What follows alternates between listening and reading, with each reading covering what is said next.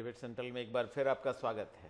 साल 2023 के पहले चुनावी समर के नतीजे आ गए हैं। पूर्वोत्तर के 3 राज्यों त्रिपुरा, मेघालय और नागालैंड में मतगणना के बाद अब स्थिति काफ़ी हद तक साफ हो गई है। त्रिपुरा, नागालैंड में बीजेपी गठबंधन की सरकार बनना तय हो गया है। वहीं दोनों ही राज्यों में बहुमत उसे हासिल हो चुका है। मेघालय में त्रिशंकु विधानसभा है, जहां पर किसी भी पार्टी को बहुमत नहीं मिला है। त्रिपुरा, नागालैंड में बीजेपी की जीत पर प्रधानमंत्री नरेंद्र मोदी ने ट्वीट किया है। उन्होंने कहा है कि त्रिपुरा का दिल से शुक्रिया, ये स्थिरता और विकास के लिए वोट है। त्रिपुरा में बीजेपी विकास के लिए आगे भी काम करती रहेगी। सभी कार्यकर्ताओं पर मुझे गर्व है। वहीं पूर्वोत्तर के तीनों राज्यों में कांग्रेस की स्थिति ठीक नहीं है। त्रिपुरा, नागालैंड और मेघालय में पार्टी सरकार बनाने की स्थिति में नहीं है।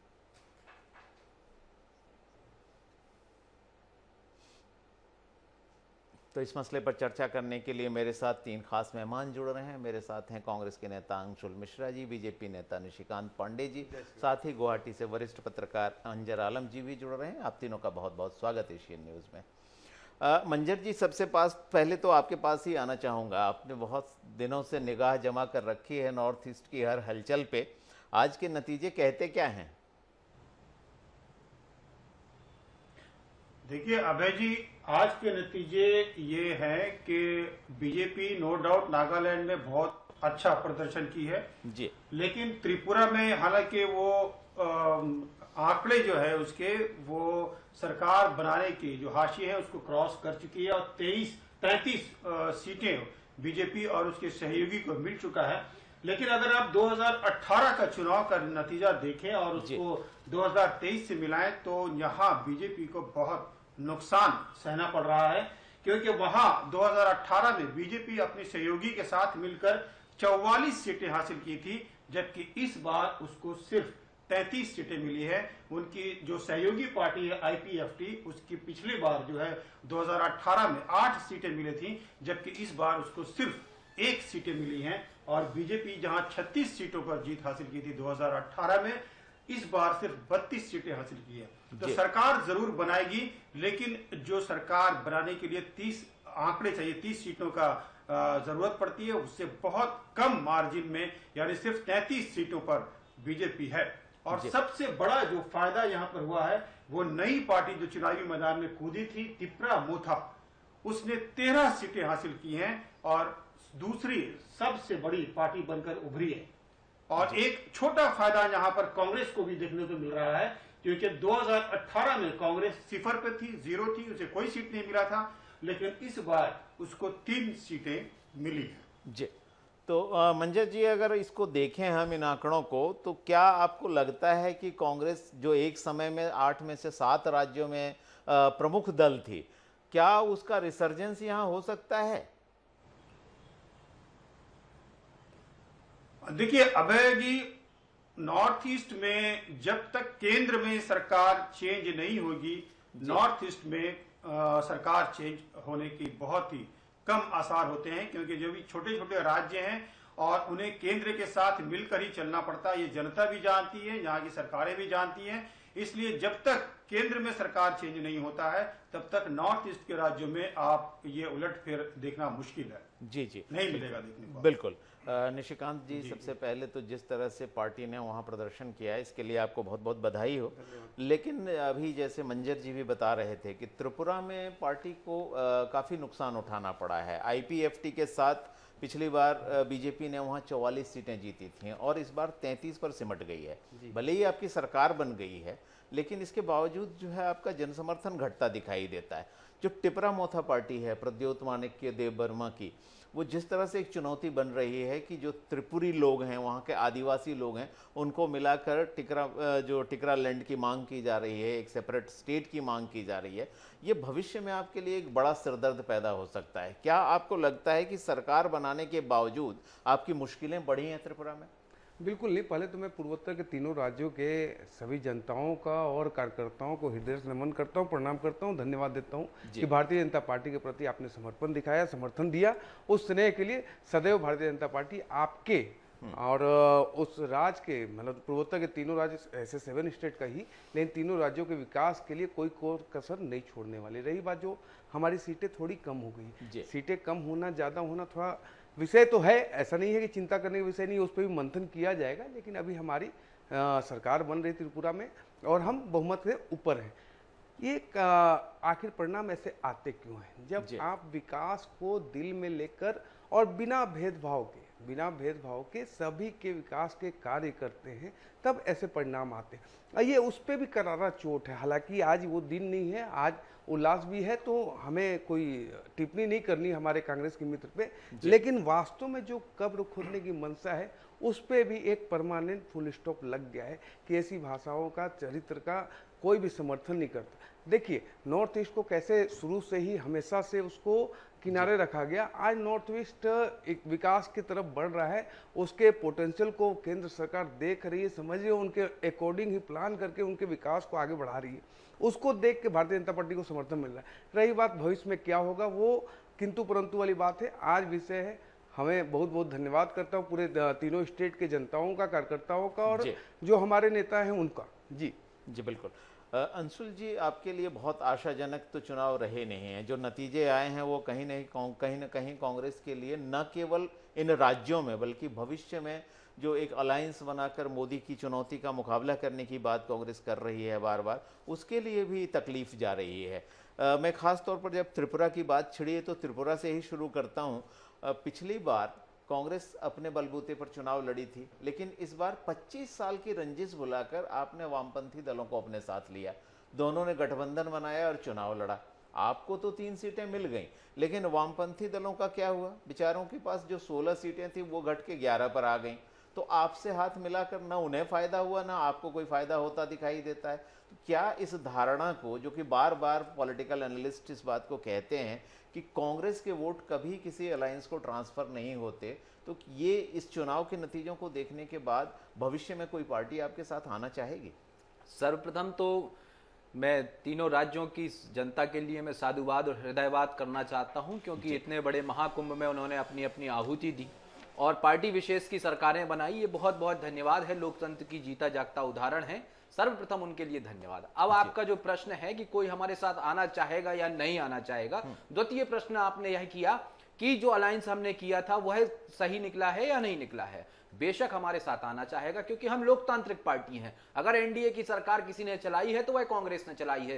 पूरे हिंदुस्तान में सिर्फ और सिर्फ एक ऐसी ही कांग्रेस की एक ऐसी सरकार है जो अलग अलग घटक दलों को लेकर कार्य कर सकती है। बीजेपी के साथियों को पता है कि आज उनके साथ घटक दलों की स्थिति क्या है। खैर, आज मैं टीका टिप्पणी आज मैं स्वयं करना नहीं चाहता। हाँ, संगठनात्मक तौर पर अगर मैं बात करूं तो हमारे लिए चिंता का विषय है और यह चिंता वाजिब चिंता है। हमें बहुत सारी वर्किंग करने की आवश्यकता है, जो कि वर्किंग शुरू रायपुर के हृदय स्थल से हो चुकी है। बहुत सारे स्ट्रक्चर खड़ा करने की आवश्यकता है जो अभी न कहीं प्रोसेस में है। तो आने वाला भविष्य मुझे ऐसा लगता है कि कांग्रेस का होने वाला है। आने वाला भविष्य जो है वो हिंदुस्तान की हिंदुस्तानियत का होने वाला है। अंशुल जी, आपके आत्मविश्वास की मैं दाद देता हूं, लेकिन मैं नागालैंड के चुनाव की चर्चा करता हूं और नागालैंड के जो नतीजे हैं वो एक बड़ी गंभीर बात की ओर इशारा करते हैं। नागालैंड में जो भी पार्टी चुनाव लड़ी उसको कोई ना कोई सफलता मिली, चाहे वो एनसीपी हो चाहे कोई भी पार्टी हो। यहाँ तक कि जेडीयू हो, इंडिपेंडेंट हो, एनपीपी हो, सभी को सीटें मिली हैं।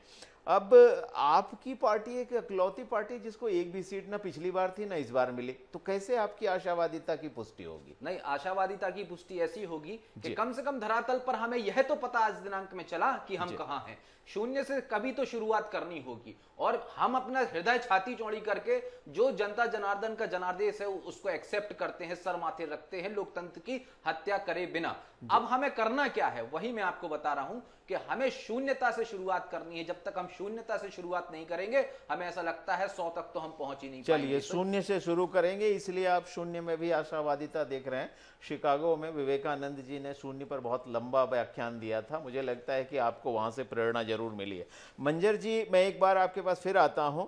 जो नागालैंड में कांग्रेस की ये स्थिति हुई है, जितनी भी पार्टियां चुनाव लड़ी हैं वो सब की सब कोई ना कोई सीट जीत कर गई है और ये अदर पार्टीज की टैली को अगर देखें तो वो साफ दिखता है। पिछली बार बीजेपी को 12 सीटें मिली थी नागालैंड में और एनडीपीपी को 18, दोनों को मिलाकर 30 सीटें मिली थी। 7 सीटों का इस बार गेन हुआ है। 20 सीटों पर बीजेपी लड़ी थी और 20 में से 12 जीतने में कामयाब रही है। वहां जो सबसे बड़ा नुकसान है वो एनपीएफ को दिखाई देता है। 26 में से 24 सीटें हारकर सिर्फ 2 पर सिमट गई है और एनपीपी, जेडीयू और इंडिपेंडेंट को मिलाकर जो 4 सीटें थीं, उसके अलावा 17 सीटों का गेन अदर पार्टी को हो रहा है। नागालैंड के इस चुनावी नतीजों को आप कैसे देखते हैं? देखिए, नागालैंड में कांग्रेस की जो इतनी हार हो रही है उसका सबसे बड़ा नतीजा ये है कि ग्राउंड लेवल पे कांग्रेस पार्टी का वहां पर कोई नेता बहुत ज्यादा एक्टिव नहीं है, वर्कर्स एक्टिव नहीं है और नेफ्यू रियो जो है वो काफी एक्टिव है, उनको काफी लोग मानते हैं। जो ट्राइबल्स बेल्ट है उनकी वहां पर पकड़ है। कांग्रेस को सबसे पहले जो पकड़ वो खो चुकी है किसी भी राज्य में, नागालैंड क्या किसी भी राज्य में, नागालैंड में ज्यादा हो गया है, तो वो पकड़ को जब तक वापस हासिल नहीं कर सकेगी कांग्रेस को आगे बढ़ना बहुत मुश्किल है। खासकर नॉर्थ ईस्ट में जो हाल आप अरुणाचल प्रदेश में भी देख रहे हैं, वही हाल आप असम में भी देख रहे हैं। हम लोग जहां पर बैठे हुए हम लोग देख रहे हैं कि वर्कर्स भी जो है वो परेशान है, क्योंकि नेता को कुछ पता नहीं चल रहा है कि आगे उसे क्या करना है, कैसे करना है। जी मंजर जी, एक और बड़ा महत्वपूर्ण मंजर जी एक बड़ा महत्वपूर्ण सवाल, आप काफी समय से जो है नॉर्थ ईस्ट की स्थितियों को देख रहे हैं। कुछ दिनों पर वहां एक अलग राज्य या एक अलग इलाके की ऑटोनॉमस काउंसिल की मांग उठती रहती है। कभी नागालैंड में, कभी असम में बोडोलैंड आंदोलन होता है, कभी कहीं। अब ये जो टिकरा मोथा आंदोलन खड़ा हो रहा है, इस भविष्य में क्या ये एक बड़ी चुनौती बनेगी? देखिए, ये बहुत बड़ी चुनौती बनने वाली है और ये इलेक्शन के नतीजे बता दिए हैं, क्योंकि आईपीएफटी जो एक ट्राइबल्स पार्टी थी उनका पूरा सीट कहीं ना कहीं ये उनको मिला है तिपरा मोथा को, और अभी बीजेपी इस चीज को समझ चुकी है। इसीलिए बीजेपी ने ये कहा है कि उनका एक मांग जो है ग्रेटर तिपरालैंड का, वो मांगे छोड़कर बाकी सभी मांग उनकी मानी जा सकती है। और हमें लगता है कि बीजेपी जो है वो सबसे बड़ी ओपोजिशन पार्टी है, लेकिन वो चाहेगी बीजेपी की तिपरा मोथा को साथ लेकर चले। अगर तिपरा मोथा अपोजिशन में बैठती है, अकेली ओपोजिशन में बैठती है, तो पार्टी बहुत तेजी से ग्रो करेगी और आने वाले दिनों में सबके लिए ये बहुत बड़ा चैलेंज बनेगा। जी बिल्कुल, एक बड़ी चुनौती। निशिकांत जी, अब हम थोड़ी देर बाद मेघालय की भी कर लेते हैं, क्योंकि मेघालय ही अकेला ऐसा राज्य है जहां की सरकार बन नहीं पाई है। त्रिशंकु विधानसभा है। वहां की जो सीटों की अगर हम चर्चा करें तो कांग्रेस को वहां 5 सीटें मिली हैं, जिसमें सीधे 16 सीटों का उसको नुकसान उठाना पड़ा है। बीजेपी ने 1 सीट गेन की है, पिछली बार 2 सीट आपके पास थी, इस बार 3 मिली है। इस तरह से बहुत ज़्यादा सीटें तो नहीं मिली हैं, लेकिन एनपीपी जो पिछली बार आपकी सहयोगी पार्टी थी, दोनों ने साथ मिलकर सरकार बनाई थी, मेजोरिटी से वो भी पीछे रह गई है, 26 सीटों पर सिमट गई है। और जैसी खबरें आ रही हैं छनके कि अमित शाह जी से संगमा ने संपर्क भी किया है, सहयोग मांगा है, तो क्या आप लोग एक बार फिर हाथ मिला सकते हैं? बिल्कुल, ये देखिए राष्ट्रीय नेतृत्व का मैटर है और राष्ट्रीय नेतृत्व उस पर चर्चा भी कर रहा है, आगे बात भी आएगी और निकल के बातें आ जाएंगी कुछ दिन बाद। जी, विषय क्या है, देखिए जब आप पूर्वोत्तर के राज्य को देखेंगे तो वास्तव में वो ट्राइबल बेल्ट एरिया है और बड़ा मतलब वहाँ पोटेंशियल है, लेकिन उसको हमेशा से नज़रअंदाज करके रखा गया। आज पूर्वोत्तर जब विकास की ओर बढ़ रहा है तो लोगों में एक स्नेह भारतीय जनता पार्टी के प्रति, आदरणीय प्रधानमंत्री के प्रति ऑटोमेटिक आ रहा है, जिसके परिणाम आपको चुनाव में दिख रहे हैं। रही बात मेघालय में जो 2 के साथ 3 सीट हुई है, उसको भी हम पॉजिटिव देखते हैं कि हमने कुछ तो इंक्रीज किया है। हालांकि जो हमारे अलायंस पार्टी थी उसके पास भी बहुमत दोनों को मिला के नहीं मिल रहा है, लेकिन आशा है कि वहाँ भी हमारी सरकारें इस्टेब्लिश होंगी। जो बातें हम कांग्रेस पार्टी के बारे में जो हमारे मंजर जी बता रहे थे और आपने भी कहा, वास्तव में देखिए ग्राउंड लेवल पे कांग्रेस पार्टी किसी भी राज्य में क्यों नहीं दिख रही है, इनको चिंतन करना पड़ेगा, मनन करना पड़ेगा। विपक्ष के तौर पे कांग्रेस पार्टी अभी बिल्कुल कमजोर दिख रही है। 1-2 छोटे पार्टी के लोग इनको आंख दिखा दे रहे हैं, उसमें गलती भी इनकी है। जब 7 दशक की राजनीति की है तो इन्होंने क्षेत्रीय पार्टियों को बहुत तवज्जो भी दिया, वहाँ इनको राज्यों में उनको समर्थन किया और केंद्र में राज्यों से समर्थन लिया। आज देखिए इस्टेब्लिशमेंट क्या है, कांग्रेस पार्टी जहाँ से भी गई है, चाहे बिहार हो, उत्तर प्रदेश हो, बंगाल हो, बड़े बड़े राज्य इनके हाथ से जब भी गए हैं उसके बाद कभी रिटर्न नहीं आए। उसका कारण क्या है, ये भी बहुत महत्वपूर्ण है। इनके कार्यकर्ता बहुत मेहनती हैं, उनको अगर सही दिशा में और सही पोटेंशियल दिया जाए तो ये अच्छा कर सकते हैं। लेकिन अब क्यों राष्ट्रीय नेतृत्व तो ऐसा नहीं कर पा रहा है, जनता के बीच में इनकी बातें क्यों नहीं पहुंच पा रही, ये भी सोचना पड़ेगा। वास्तव में जो अभी आपका अधिवेशन हुए हैं, क्या उसके पहले जो भारत जो यात्रा आपने किया, आपके परिणाम क्यों नहीं दिख रहे हैं? कहीं ना कहीं तो आपको इंट्रोस्पेक्ट करना पड़ेगा कि आखिर पार्टी की यही स्थिति क्यों हो रही है, जहां 7 स्टेट में आपके पास 7 राज्यों में सरकार हुआ करती थी, आज नहीं है, और नहीं है तो कहीं जीरो पे भी हैं। दिल्ली में आप लगातार जीरो पे आ रहे हैं, उत्तर प्रदेश में आप 2 सीट पे हैं। ऐसे कैसे आप लोग आकलन कर रहे हैं? भारतीय जनता पार्टी से लड़ना है, लड़िए, स्वागत है आपका, लेकिन इंट्रोस्पेक्ट करके क्या कमी रहती है? कमी को आप दुरुस्त नहीं कर रहे हैं और आप लोकतंत्र की दुहाई देते हैं। लोकतंत्र में जनता देखती है कौन पार्टी हमारा नेतृत्व कर सकता है। ये अंशुल जी, निशिकांत जी ने आपको एक तरह से पॉजिटिव रेटिंग दे दी कि आपके कार्यकर्ता बड़े सक्षम हैं और अगर उनको ठीक ठीक नेतृत्व और दिशा मिलती है तो बहुत कमाल कर सकते हैं। लेकिन इसके बावजूद मैं आपसे भी समझना चाहूँगा कि मेघालय में इतनी बड़ी डिबेकल, इतनी बड़ी हार का कारण क्या है? आप एकदम से 16 सीटें गंवा बैठे हैं। सर्वप्रथम तो मैं निशिकांत जी से इतना कहना चाहता हूं कि राजनीति का मतलब सिर्फ चुनावी मूड नहीं होता है महोदय। राजनीति और सत्याग्रह का मतलब सत्य और अहिंसा के रास्ते पर भी चलना होता है। हम कांग्रेसी हैं, सक्षम कार्यकर्ता हैं, यह हमें बखूबी पता है और हमारा इतिहास हजारों साल पुराना है। आपको आए हुए हो सकता है 40 या 50 साल हुआ हो। खैर ठीक है, इस बात में आपका समर्थन है। कोई भी दिल खोल के हमें सलाह देता है, हम उस सलाह को लेते हैं क्योंकि हम लोकतांत्रिक पार्टी हैं। अब हमें क्या करना चाहिए और क्या नहीं करना चाहिए महोदय, ये हम पर छोड़ दीजिए। आपको क्या करना चाहिए पहले आप उस पर ध्यान दे लीजिए। आपने जो जनमानस के जो मुद्दे उठाकर आप सत्ता में काबिज हुए थे, जो आपने एक छद्म संकल्प पत्र बनाया था, उसको आपको पढ़ना चाहिए। आदरणीय मोदी जी को पढ़ना चाहिए। युवाओं के साथ जो छलावा आप कर रहे हैं उसको नहीं करना चाहिए। महिलाओं के साथ छलावा जो आप कर रहे हैं उसको नहीं करना चाहिए। आप देश के साथ जो छलावा कर रहे हैं उसको नहीं चलना चाहिए। महोदय एक बात बताना चाहता हूं मैं आपको, आजाद हिंदुस्तान में इतिहास में आज पहली बार ऐसा हुआ कि हमारा देश का विदेश मंत्री अपने देश के प्रधानमंत्री से यह कहता है कि हम चाइना से नहीं लड़ सकते। इस प्रकार की राजनीति को मैं चिमटे से भी छूना पसंद नहीं चर्चा के लिए मैं आपको एक दिन और अवश्य बेशक बेशक, लेकिन यह राष्ट्रीय मुद्दा है। हम बात नॉर्थ ईस्ट की कर रहे हैं तो नॉर्थ ईस्ट पर फोकस रखेंगे। लेकिन निशिकांत जी आपके इस आरोप का जवाब जरूर मुझे लगता है देना चाहेंगे कि आप कदम कदम पर हर वर्ग से छलावा कर रहे हैं। निशिकांत जी देखिए अंशुल जी युवा हैं और जोश में हजारों साल पुरानी पार्टी बता दिए, 125 साल जोश में नहीं बताए साहब, इतिहास पढ़ के आए हैं और आरएसएस की वो छोटी छोटी पुस्तक तो पढ़कर नहीं आए हैं सर। तो आपको इतिहास पढ़ने की आवश्यकता है, जोश में नहीं बताए हैं। अभय जी हजारों साल पुरानी पार्टी कांग्रेस, मुझे तो जानकारी बेशक हजारों साल पुरानी पार्टी है, वही तो हम आपसे कहते हैं। चलिए हम परंपराओं और संस्कृति की शायद बात कर रहे हैं, लेकिन जिस कांग्रेस पार्टी के प्रवक्ता के तौर पर आप हैं उसकी स्थापना तो खैर 1885 में ही हुई सर। लेकिन परंपरा और संस्कृति का जब बीज बोया गया था वो पता नहीं हजारों साल बोया गया था। बिल्कुल जो भी 1800 के पहले जो भी लड़ाई के खिलाफ में खड़ा होता था, अहिंसावादी चलिए निशिकांत जी आप पर जो छलावे का, चलिए निशिकांत जी से जवाब लेते हैं। अंशुल निशिकांत जी से जवाब लेते हैं, जो छलावे का आरोप लगाया उसका संक्षेप में जवाब। अभय जी मैं समझ सकता हूँ मानसिक स्थिति को, चुनाव के परिणाम फेवर में नहीं है। खैर मैं आपको शुभकामनाएं तो आगे के लिए भी जो इन्होंने आरोप लगाया। आप देखिए लोकतंत्र की सबसे खूबसूरती क्या है, जनता आप पे विश्वास करके आपको लगातार जीत दे रही है और लगातार उस पर काम किए जा रहे हैं। आप ऐसा तो नहीं कह सकते ना कि जनता कंप्लीटली बेवकूफ़ है और आपको भारतीय जनता पार्टी को बिना विकास किए, बिना कोई कार्य किए, बिना कुछ रोड मैप के, बिना कोई ब्लूप्रिंट के, बिना कोई नेतृत्व के चली जा रही है। ऐसा नहीं है। जनता के सोच पे आप सवाल उठा रहे हैं अंशुल जी, यही कारण है कि आपके साथ ये परिस्थिति निर्मित हो रही है।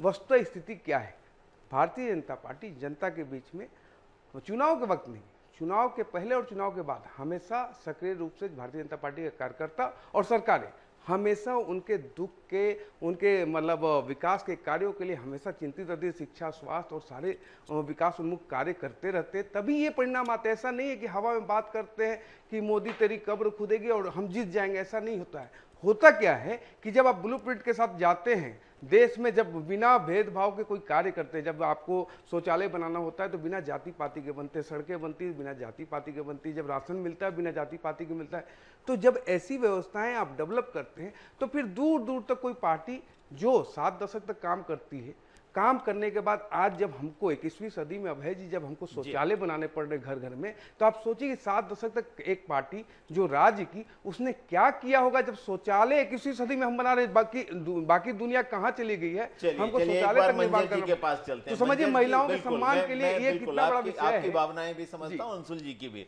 मंजर जी के पास चलते हैं। मंजर जी 10 साल में बीजेपी के वोट शेयर की अगर तीनों राज्यों में बात करूं तो एक बड़ा दिलचस्प आंकड़ा दिखाई देता है। भले ही बीजेपी 2 राज्यों में सरकार गठन करने में सक्षम हो रही है और तीसरे में भी हो सकता है कि गठजोड़ के साथ सरकार में आ जाए, सत्ता में आ जाए, लेकिन जो तीनों राज्यों के पिछले 10 साल के वोट शेयर के आंकड़े हैं वो दिलचस्प हैं। त्रिपुरा में 2013 में बीजेपी के पास 1.5% वोट शेयर था। 2018 में उसमें बहुत ज़्यादा बड़ा जंप हुआ, 43.4%। लेकिन इस चुनाव में हम देखते हैं तो बीजेपी ने वोट शेयर का गेन जो है उसको लॉस में बदला है, 39.63%, या एक तरह से देखें तो 3-3.5% का उसको नुकसान हो गया है। मेघालय में 2013 में 1.3% वोट शेयर था, अगली बार वो बढ़कर 9.7% हुआ 2018 में, लेकिन 2023 में घटकर 7.63% हो गया। यहाँ भी उसे सीटों का लाभ हुआ है, इसके बावजूद ये वोट शेयर घटा है। नागालैंड अकेला ऐसा राज्य है जहाँ बीजेपी का वोट शेयर इस बार भी बढ़ा है, 2013 में 1.8% से 2018 में 15.4% और इस बार 16.38%। ये जो आंकड़े हैं, वोट शेयर के जो आंकड़े हैं, उसके हिसाब से आपके क्या समझ में आता है? नेता हैं, स्थानीय वर्कर हैं, उनकी वजह से बढ़े हैं। वो बहुत ज्यादा एक्टिव हैं अपने इलाके में, चाहे वो ट्राइबल्स बेल्ट हो, विलेजेस हो, गांव हो, जहां पर भी हो, जो भी नेता है वो अपनी पार्टी के लिए काम करता हुआ नजर आता है। तो जो जनता है, जो वोटर्स हैं, जो विलेजर्स है, वो पार्टी नहीं देख रही है, वो अपने नेता को देख रही है। उन्हें नहीं मालूम है कि ये किस पार्टी से बिलोंग कर रहा है, लेकिन वो अपने नेता को देख रही है, नेता को पहचान रही है। और जब नेता को पहचानती है और नेता को वोट डालती है तो फिर वो वोट बीजेपी को जाता है। तो इस तरह से बीजेपी का जो वोट परसेंटेज है वो नागालैंड में बढ़ा है। अगर आप पार्टी के हिसाब से सोचेंगे तो वो नहीं है, बल्कि वो पार्टी को मिला जरूर है, लेकिन उसमें सबसे महत्वपूर्ण रोल जो है वो वहां के वर्कर्स का है, वहां के नेताओं का, जो पार्टी के लिए वाकई ईमानदारी से काम कर रहे हैं। जी बिल्कुल। मंजर जी, चूंकि नॉर्थ ईस्ट की चर्चा कर रहे हैं तीनों राज्यों की, तो एक आखिरी सवाल आपसे, और तृणमूल कांग्रेस की चर्चा किए बिना ये बातचीत पूरी नहीं होगी।